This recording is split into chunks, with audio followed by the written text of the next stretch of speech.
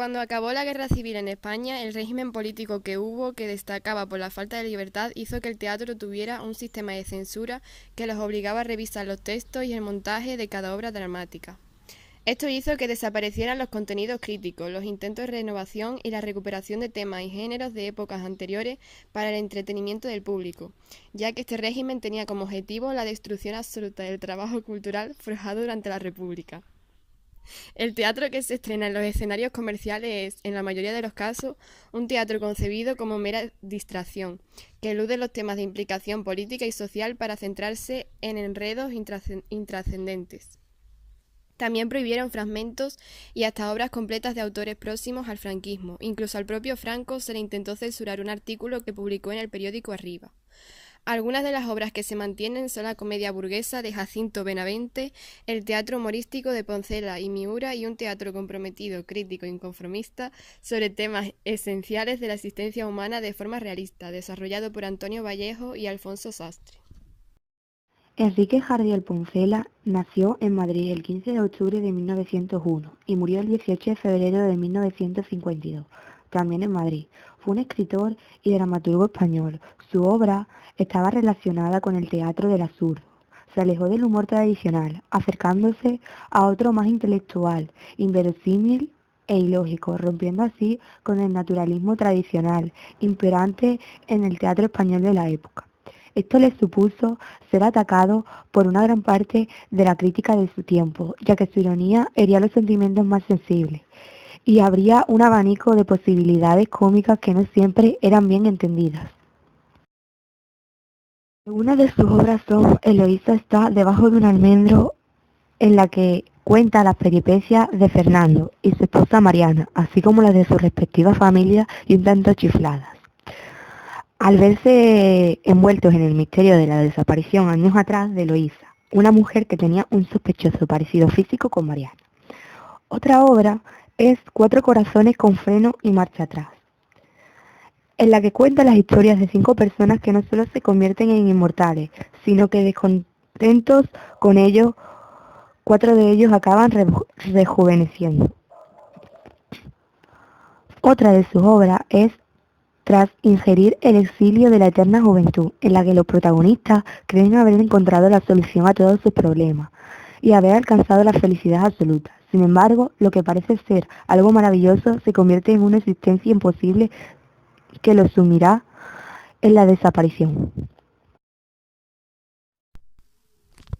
Miguel Miura dio a conocer su primera obra antes de la guerra, Tres sombreros de copa, escrita en 1932 y estrenada en 1952. No tuvo un gran éxito de público a pesar de su originalidad. Tras el fracaso, Miura se acomoda a los gustos de la burguesía que hace en el teatro más comercial. Suaviza su humor ideológico e incongruente por medio de la ternura y del sentimentalismo de las comedias como Suplemen, Decisión, Melocotón en Almíbar o Mabel y la extraña familia. Algunas de sus obras más importantes y más reconocidas en el teatro español son Tres sombreros de copa.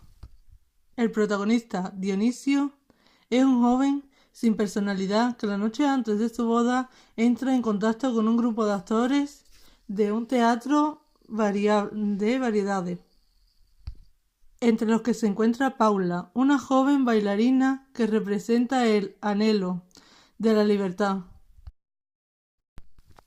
Otra obra es Mabel y la extraña familia. Esta obra cuenta la historia de Marcelino, viudo desde hace un año, que llega a Madrid en busca de una novia que le devuelva la alegría a la vida. En un bar conoce a Maribel, una chica moderna, de quien se enamora, y Maribel comenzará a ilusionarse con el cambio. Antonio Buero Vallejo nació en Guadalajara el 29 de septiembre de 1916. Fue dramaturgo y pintor español. Desde su infancia se interesó por la literatura, sobre todo por el teatro. Estudió en la Escuela de Bellas Artes de San Fernando de Madrid. Buero Vallejo sufrió las consecuencias de la Guerra Civil. Fue condenado a muerte por sus ideas republicanas, pero esta condena fue conmutada por la cadena perpetua. En 1946, tras 8 años en la cárcel, consiguió la libertad condicional. El teatro de Antonio Buero Vallejo se divide en 3 etapas, todas con un tema en común: la tragedia del individuo. Sus dramas están llenos de seres humanos que luchan, protestan o se rebelan junto a otros que se resignan ante las situaciones injustas para poder realizarse en la vida. En la primera etapa, sus obras tienen como un tema central la realidad contemporánea. La acción se sitúa en un tiempo real y en un espacio escénico realista, como Historia de una escalera, que ganó en 1949 el premio de Lope de Vega. En la segunda etapa, Buero se centra en el tema histórico, como en Un soñador para un pueblo, en 1958, sobre la figura de Esquilache o Las Meninas, en 1960, protagonizada por Velázquez. El pasado le sirve al autor para reflexionar sobre el presente. Buero introduce la discontinuidad temporal y sitúa la acción en lugares escénicos abstractos. Al final de esta etapa escribe El tragaluz, en 1967, en la que introduce personajes que actúan como narradores y que interrumpen y comentan los hechos. En la tercera etapa, Buero Vallejo escribe una serie de obras en las que la acción llega al espectador a través de la visión sugestiva de uno de los personajes, que además padece alguna limitación física o psíquica. El espectador no ve la realidad, sino la versión de que ella tiene el protagonista. Como en El sueño de la razón, en 1960, centrada en la figura de Goya, Buero hace vivir al público la sordera del célebre pintor, o en La fundación, en 1974, el público cree que Tomás, mentalmente trastornado, que una celda en la que esperan varios presos políticos condenados a muerte es un lujoso centro de investigación. Los personajes encarnan 2 formas de entender la vida: el hombre de acción, integrado en la sociedad y a veces carente de escrúpulos, frente a la persona angustiada y dubitativa que sueña con la libertad y la perfección.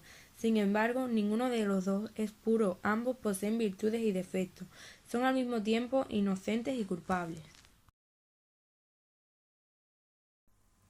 Francisco Nieva. Francisco Nieva nació el 29 de diciembre de 1924. Fue un escenógrafo, dramaturgo, figurinista español. Falleció el 10 de noviembre de 2016. Sus temas tratan sobre planteamientos estéticos en los que se aprecia una gran influencia de las vanguardias y también del esperpento. Las características de sus obras son las siguientes. Estructura la obra en una serie de cuadros o escenas de corta extensión que tienen un valor independiente del resto. Presenta personajes populares, prototípicos que encarnan una idea o una pasión. Diseña un espacio escénico, irreal, alegórico y onírico. Prefiere la farsa y la parodia, con elementos grotescos y absurdos de tradición surrealista. Utiliza un lenguaje popular en el que abundan frases hechas y refranes. Francisco Nieva dividió su producción teatral en 4 grupos. Teatro furioso. Es el que se rebela contra la España autoritaria, Coronada y el Toro. Teatro de farsa y calamidad. Es más metafísico y poético. Malditas sean Coronada y sus hijas. Teatro de crónica y estampa. Es un teatro histórico y didáctico. Reoperas. Son obras con poco texto que permite al director introducir elementos visuales. Fernando Arrabal Terrán nació en Melilla el 11 de agosto de 1932. Es un escritor y cineasta español radicado en Francia desde 1955. Él es escritor, artista, director de ópera y cineasta vanguardista e iconoclasta, y desarrolla su labor en español y en francés. Fernando Arrabal ha dirigido 7 largometrajes y numerosos libros de poesía, junto con 13 novelas, varios textos para teatro y varios ensayos, entre los que destacan sus libros sobre ajedrez. Sus novelas han sido traducidas a numerosos idiomas por sus grandes éxitos. Con su novela La torre herida por el rayo, ganó en 1982 el Premio Nadal y el Nabokov Internacional.